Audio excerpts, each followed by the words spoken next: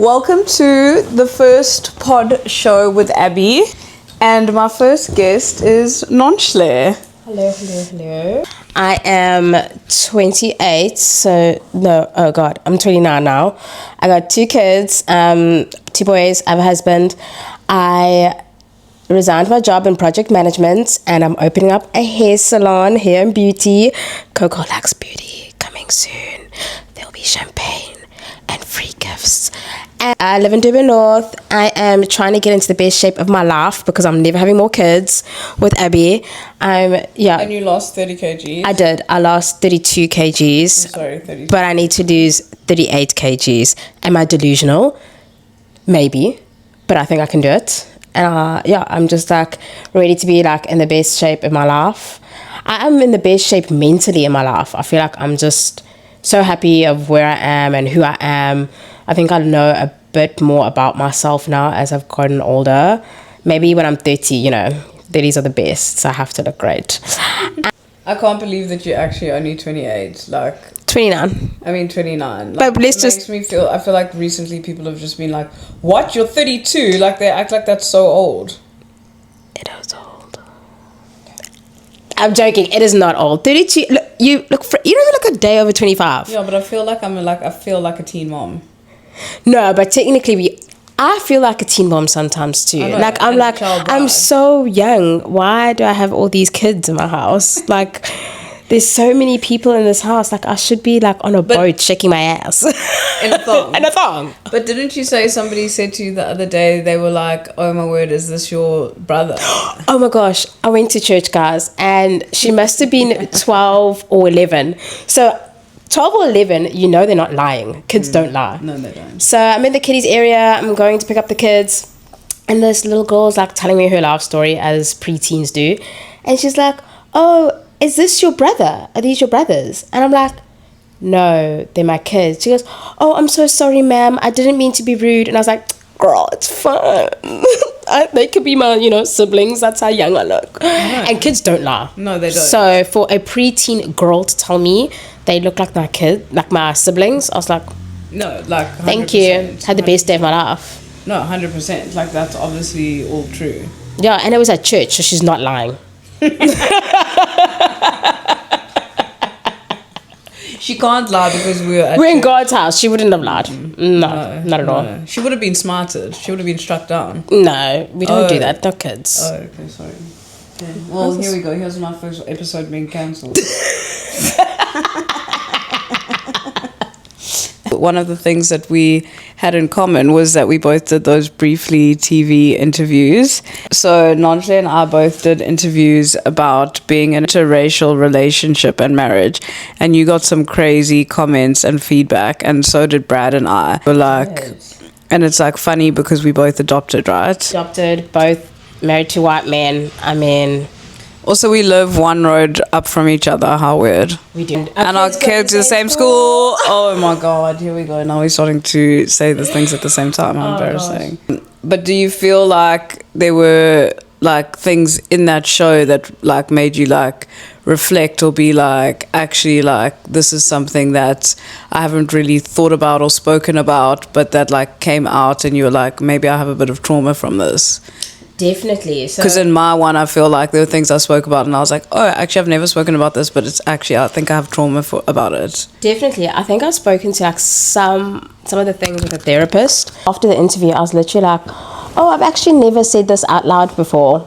And even afterwards, some of my very close friends that we know everything about each other pretty much, who were it was so nice to hear your side of the story and things that I'd never even told them. But it was good. It was a therapy dump. But afterwards I was like, I'm a little traumatized. Yeah. And then people were being mean to me. Most people were nice. But there were 1 or 2 meanies. And I was like, I'm going to go home and cry. Joking. I love my life. Well, people always say that no one ever punches down. People always punch up. So if people have mean things to say, it's because they're either jealous of you or they can't relate, or they're trying to relate but they can't. They're just being basics. Sometimes I like to give people the benefit of the doubt. I think sometimes people just can't relate. Oh, I like to give people the benefit of the doubt. So most of the comments are like really positive and nice from our friends and the randoms on the internet. Like, yeah, people were actually really nice and positive. There were some people that were mean, but I just think people just don't understand what they don't know. Yeah. Also, I'm just explaining my life, the way I perceived it, what happened to me. And some people were like, oh gosh, guys, I don't want to bring it up. I'm still traumatized. I made a comment about Zulu beer and what I remember it being like when I was very little. And people are like, no, that's not how you drink it. And I'm like, okay, it was a long time ago. I'm just talking about what I remember. And then someone was like, actually, yo, in my family, that is how we, traditionally drank the Zulu beer. And I was like, oh, okay, so I'm not going crazy. And like people are going down my throat. And I'm like, you know what? It's just what happened to me. It's what I remember. And I was just what was the story? Oh, I don't even know. But I was like, the one guy was like, oh no, that's how we drink Zulu beer traditionally. But I think I didn't explain it properly. And then other people were like, no, you're incorrect. And then everyone else was like, one or two people were like, no, yeah, that's how we do it in my family. I'm like, thanks. And he was a Zulu man. So I was like, whoo. Because I also feel like for me, it's like people are like, I get made fun of for my accent, and I feel like my accent's not that hectic, but I feel like yours is way more hectic than mine. What? It is. No. Yeah. No, it's not, Abby. Okay. No, it is not. Yours is hectic. What are you? No, okay. To be fair, when I do speak, people are like, I don't know, people don't make fun of my accent. Everyone thinks I'm from Joburg. Oh, really? Yeah, like everyone's like, oh, you're from Joburg. I'm like, no. They're like, why do you sound like that? I'm like, oh, okay.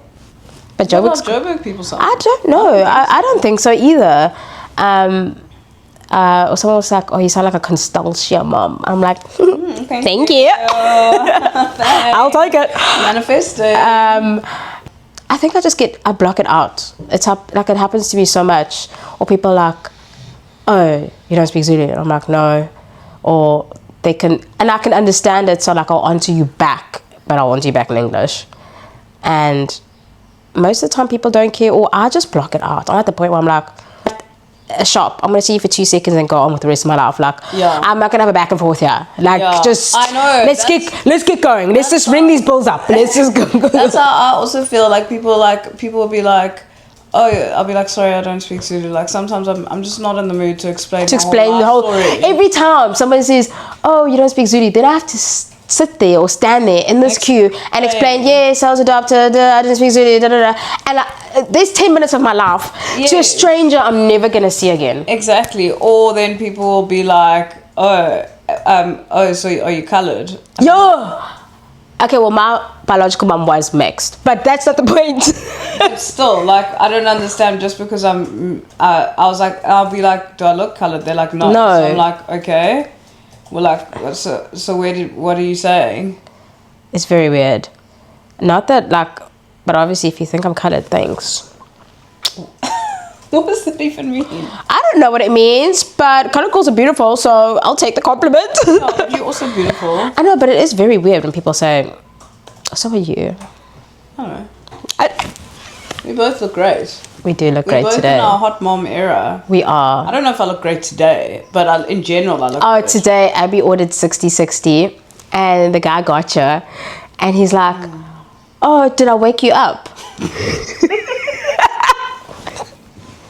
I was like, sir, just give her groceries and get. Did you just wake up? Did I wake you up? I was like, no, this is how I look. Thank you. I'm not wearing makeup. I saw my doctor's receptionist at Humble, and I was like, oh, I'm just feeling so tired. So anyway, I went to him and he gave me a drip, and I was like, oh, I saw Kathy. She said I must come and get bloods done, and he was like, yeah, she told me. She was like, ooh, Abby looks like shit. I was like, thank you, David, thank you. He was like, well, no, she didn't say exact, and I was like, no, she said it. That's probably exactly how she said it. I remember once I went to college without makeup on, and everyone was like, are you okay? You're not feeling well? I'm like, I'm fine. I just don't have makeup on and or lashes, so I look like a rat. Exactly. What is with that? It's like as soon as you don't have makeup, people are like, oh, shame, are you okay? You're not feeling well. And I was actually having a good morning until then. And you look in the mirror, you're like, this is how I look. This is me. And people are like, oh, she's not well. No. Oh, she's not well. So what are the some of the things that you feel like are your non-negotiables going forward now that you've resigned? And like being now basically like you're an entrepreneur, business owner. I'm a business lady. You could be in the Forbes 30 under 30. I mean, let's manifest it. You've got a year left, baby. My ship has sailed. I got a year left. Okay, a lot can happen in a year. I think non-negotiables right now is obviously getting the salon up and running. I need to be there for me, even though like I'm not a hairstylist or the nail tech. I need to be there every day. I'm managing the ladies, managing the bookings. Also wanting to do a makeup course, so I can offer that as an add-on. Some of the ladies also do makeup, so I'm excited about that. So I just want to be there all the time, and I think just being there every day, in and out, it just showing my presence. So when people like go to the salon, they know, okay, it's Nonhle salon. She's there. They know the owner and they feel comfortable. I also want to get to know the ladies around me, and the customers and the community that come there. And also, why I left the corporate industry is my family. Like, if my kid is sick, I'm gonna be working for myself, but like before, if my kid is sick or I need to get into the doctor, like, no, Susan, I'm not gonna go ask HR. Like, I just feel like your child's got like a degree of 40 something, and I know everyone goes through it, but it's so hard. Like, you feel guilty. You feel guilty, and I can't look after my kids, or I can't pick them up from school, or I can't take them to gymnastics, or take them to extra swimming lessons. Like, now when I go to swimming lessons, Bowden hates to watch me. He hates me being there. Like, he doesn't want to get in the pool because he's so used to daddy. And I'm just like, okay, well, there's me too. And I get it, like, a lot of women don't have that luxury. Like, you have to work all the time. Yeah. But, like, if there's an emergency or there's something that my family needs me, I'm going to put them first. I just need a bit more of a balance. Yeah, I think it's really hard just for working moms in general. Like, to feel like, I guess people always say there's no such thing as dad guilt. No, there's no dad guilt. But I don't know, it's not because dads don't feel guilty. I think there's just like so much more pressure on moms to like do everything and be everything. But then also, like, how I feel is like how I was raised. It was never a priority to be a wife or a mother. It was always like, you're independent, you can do whatever you want, get a career, hustle, and then all of a sudden you like get to your 20s and you're like, actually, wait, I do want to be a mom, or I do want to be a wife. But you have zero like understanding or like knowing how you want to do that, and now you like your whole life have been pushed like, go to university, get good grades, and now you like have a family, and you're like, how does that work with literally I had such a mind shift on, like, I used to like love corporate, and like, which now that I think about, I'm like, but I used to like love corporate and like boss lady and dress up and like going to work and like working after hours and grinding and like answering emails at 9 o'clock, 10 o'clock. I know. That like something still. And now I'm like, absolutely no ways. Throw me over a rock. I would rather climb Kilimanjaro than be. I would actually like to do Kilimanjaro. I mean, that's not the one you die. That's Everest. You don't die. Brad did Everest. He went to base camp. He didn't go ups. Ooh, just saying. I thought he was joking. We all are like to have our different things. Like, you can like corporate, but for me, it was something that I was so into, and like, I wanted to be that corporate woman. And now I'm just like, it just doesn't work for me and who I am and my lifestyle. And now that I know who I am, I'm just like, no, it doesn't work for me. It really doesn't work for me. Yeah, I think it's also like, I've been seeing so many articles about millennials like taking like early retirement in a way. Like, I'm not going to wait till I'm 60 to enjoy my life. Like, I'd rather take it now, and then if I need to go back to the workforce, I'll do it then. But I'm at my youngest now. I've got a young family or whatever, I want to spend that time with them, and then... But I think anything you do, like, if you, like, don't wait until you in your late 40s and decide, oh, I want to do music, or I want to, and it's something that you're passionate and good at, and you're good at. Wait. I mean, you can still start things. You can still start things later on, but like you don't want to like regret not trying earlier. Can you imagine you get to like your 40s or 50s and you do it and you're successful, and you're like, oh, I should have started sooner. Should have just gone for it. Sometimes it's not the right time. Like that's also true. Sometimes you have to like go through a whole bunch of things in your life to get to the point where you're ready to and more mature. Do that thing. Like you might only get to that point where you're 40 or 50 and be like, okay, because like now, for example, with me with content creation, in my 20s, I would never have been able to do this. I was too insecure. I had too much self-doubt.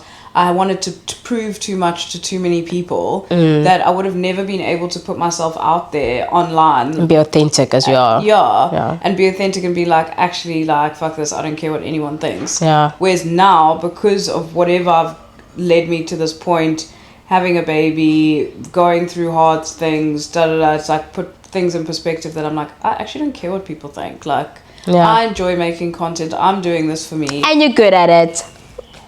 Oh yeah, Abby's famous thing is that she's always late for everything. What the hell, Nonhle? Okay, you can edit that out. I won't. I'm just saying. I am always late for everything, so I've got places to be, I've got people to see. She's busy. She's a working gal. She's got, I've got places to be, people to see. So this is episode 1. Yay. Thank you for having me. My first guest. Yay. Thank you, Brutal Fruit, for the refreshments. Oh, thanks. We will see you next week for our next episode. I don't know if I'm going to invite Nonhle back, but I'll have a guest. Thanks. Nonhle's going to be a regular. We'll see. Bye. Tell Junior about that. Not me. I'm lying to